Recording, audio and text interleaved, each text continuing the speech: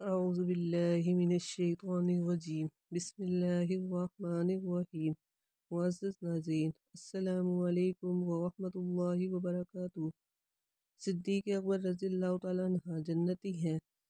جنت کے دروازے۔ رات چھپنے کو تھی۔ صحابہ رضی اللہ تعالیٰ عنہ حضور صلی اللہ علیہ وآلہ وسلم کے ارد گرد یوں بیٹھے تھے جیسے ستارے چودھویں کی چاند کے ارد گرد ہو، اور حضور صلی اللہ علیہ وآلہ وسلم اپنی شیریں گفتگو جاری رکھے ہوئے تھے کہ حضور صلی اللہ علیہ وآلہ وسلم نے ارشاد فرمایا، جنت میں ایک ایسا آدمی داخل ہوگا کہ جنت میں ہر گھر والا اس کو خوش آمدید کہیں گے اور کہیں گے ہمارے پاس آؤ، ہمارے ہاں آؤ۔ حضرت ابوبکر صدیق رضی اللہ تعالیٰ عنہ نے شوق سے پوچھا، یا رسول اللہ صلی اللہ علیہ وآلہ وسلم، آج کل اس آدمی کا ثواب نیکی کیا ہے؟ حضور اقدس صلی اللہ علیہ وآلہ وسلم نے صدیق اکبر رضی اللہ تعالیٰ عنہ کی طرف دیکھا اور ان کو خوشخبری سنائی کہ ابو بکر رضی اللہ تعالیٰ عنہ، وہ آدمی تم ہی ہو۔ جب نبی کریم صلی اللہ علیہ وآلہ وسلم آسمانی معراج ہوئی اور آپ صلی اللہ علیہ وآلہ وسلم جنت عدن میں داخل ہوئے تو وہاں آپ نے چودھویں کے چاند کے مانند بے مثال حور دیکھی۔ آپ صلی اللہ علیہ وآلہ وسلم نے اس سے پوچھا، تو کس کے لیے ہے؟ تو حور نے کہا، آپ صلی اللہ علیہ وآلہ وسلم کے بعد آنے والے خلیفہ کے لیے ہوں۔ جنت کے دروازے۔ حضور پر نور صلی اللہ علیہ وآلہ وسلم اپنے صحابہ رضی اللہ تعالیٰ عنہ کی جماعت میں تشریف فرما تھے اور اپنی زبان مبارک سے موتی بکھیر رہے تھے اور لوگوں کو اپنی حدیث مبارکہ سے فیض یاب فرما رہے تھے کہ اسی دوران حضور صلی اللہ علیہ وآلہ وسلم نے فرمایا، جو شخص اللہ کے راستے میں دو ہم جنس چیز خرچ کرے گا اسے جنت کے دروازوں سے پکارا جائے گا کہ اللہ کے بندے یہ بلائی ہے۔ پس جو نمازی ہوگا اسے باب الصلاۃ نمازی کے دروازے سے بلایا جائے گا، جو جہاد والا ہوگا باب الجہاد سے بلایا جائے گا، جو روزے دار ہوگا اسے باب الریان سے بلایا جائے گا، جو صدقہ خیرات کرنے والا ہوگا اس کو باب الصدقہ سے بلایا جائے گا۔ یہ سن کر حضرت ابوبکر صدیق رضی اللہ تعالیٰ عنہ نے عرض کی، یا رسول اللہ، میرے ماں باپ آپ پر قربان، بظاہر جنت سب دروازوں سے بلائے جانے کی ضرورت تو نہیں، لیکن کیا کسی کو جنت کے تمام دروازوں سے بھی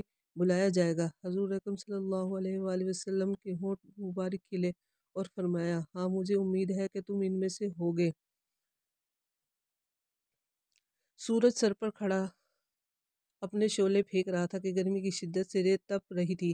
اسی کڑی دوپہر کے وقت حضرت ابوبکر صدیق رضی اللہ تعالیٰ عنہ گھر سے نکلے اور مسجد میں آئے۔ حضرت عمر بن خطاب رضی اللہ تعالیٰ عنہ نے ان کو دیکھا تو پوچھا، اے ابوبکر صدیق رضی اللہ تعالیٰ عنہ، ایسے وقت میں آپ رضی اللہ تعالیٰ عنہ گھر سے کیوں نکلے ہیں؟ حضرت ابوبکر صدیق رضی اللہ تعالیٰ عنہ نے فرمایا، بھوک کی شدت نے ہی گھر سے نکلنے پر مجبور کیا ہے۔ حضرت عمر رضی اللہ تعالیٰ عنہ نے فرمایا، خدا گواہ ہے، میرے گھر سے نکلنے کا سبب بھی یہی ہے۔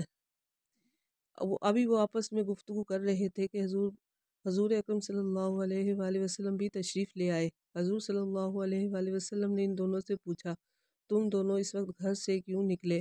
انہوں نے کہا، ہمارا گھر سے نکلنے کا سبب بھوک کی شدت ہے، پیٹ میں ڈالنے کو کچھ بھی نہیں۔ حضور اکرم صلی اللہ علیہ وآلہ وسلم نے فرمایا، اس ذات کی قسم جس کے قبضے میں میری جان ہے، میرا بھی گھر سے نکلنے کی یہی سبب ہے، بس تم دونوں میرے ساتھ چلو۔ چنانچہ وہ چلتے ہوئے حضرت ابو ایوب انصاری رضی اللہ تعالیٰ عنہ کے دروازے پر پہنچے۔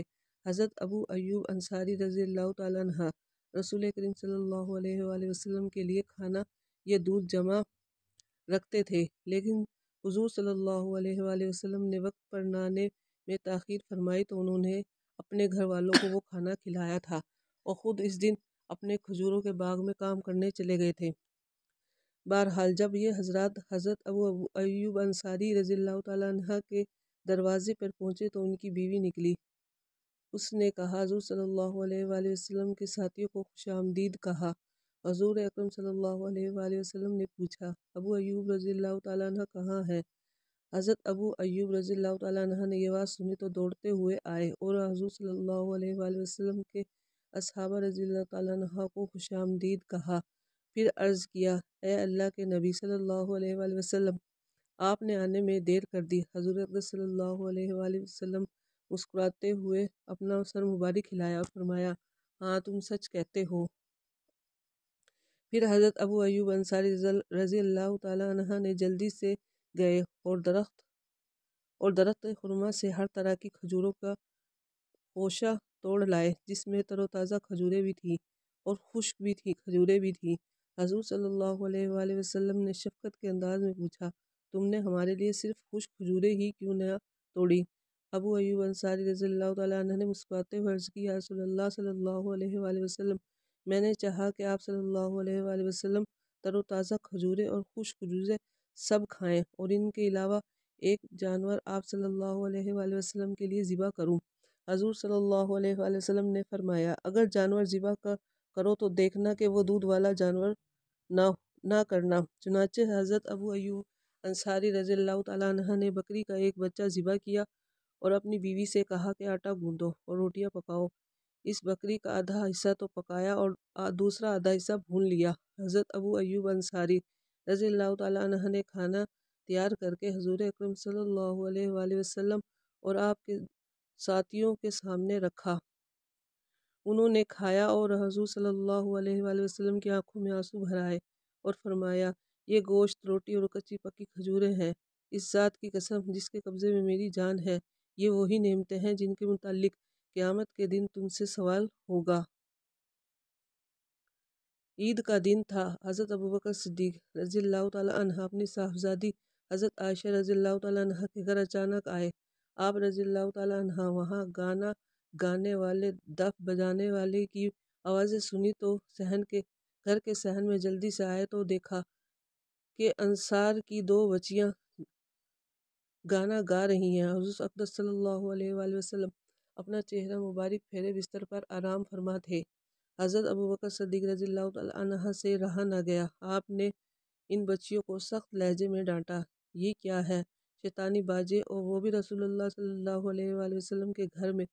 حضور صلی اللہ علیہ وآلہ وسلم نے فرمایا، اے ابوبکر رضی اللہ تعالیٰ عنہ، ان کو چھوڑ دو۔ ہر قوم کے لیے عید خوشی کا دن ہوا کرتا ہے اور آج ہمارا عید کا دن ہے۔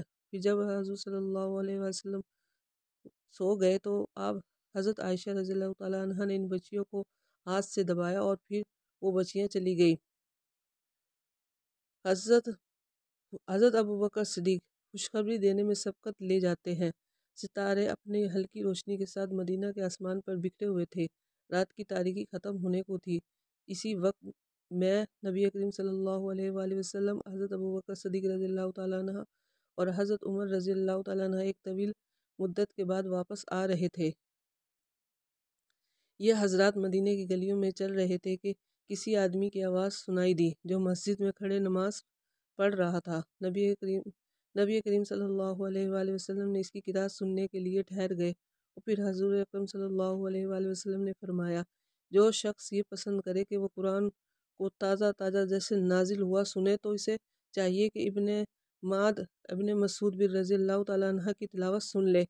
پھر ابن مسعود رضی اللہ تعالیٰ عنہ بیٹھ گئے اور دعا کرنے لگے تو حضور نبی کریم صلی اللہ علیہ وآلہ وسلم فرمانے لگے، مانگو تجھے دیا جائے گا، مانگو تجھے عطا ہوگا۔ پھر سب اپنے اپنے گھر واپس چلے گئے۔ حضرت ابن مسعود رضی اللہ تعالیٰ عنہ بھی اپنے گھر لوٹ گئے۔ حضرت عمر رضی اللہ تعالیٰ عنہ نے چاہا کہ وہ جلدی سے یہ خوشخبری ابن مسعود رضی اللہ تعالیٰ عنہ تک پہنچا دے۔ اپنے دل میں یہ کہا کہ میں صبح کو ضرور جا کر انہیں یہ خوشخبری سناؤں گا۔ حضرت عمر رضی اللہ تعالیٰ عنہ کہتے ہیں کہ جب میں صبح کو خوشخبری دینے کے لیے پہنچا تو دیکھا حضرت ابوبکر صدیق رضی اللہ تعالیٰ عنہ مجھ سے پہلے ہی پہنچے ہوئے ہیں۔ چنانچہ انہوں نے ان کو خوشخبری سنائی۔ خدا کی قسم، جب بھی میں نے کسی بھی نیکی کے کام میں ان سے مقابلہ کیا تو وہ مجھ پر سبقت لے گئے۔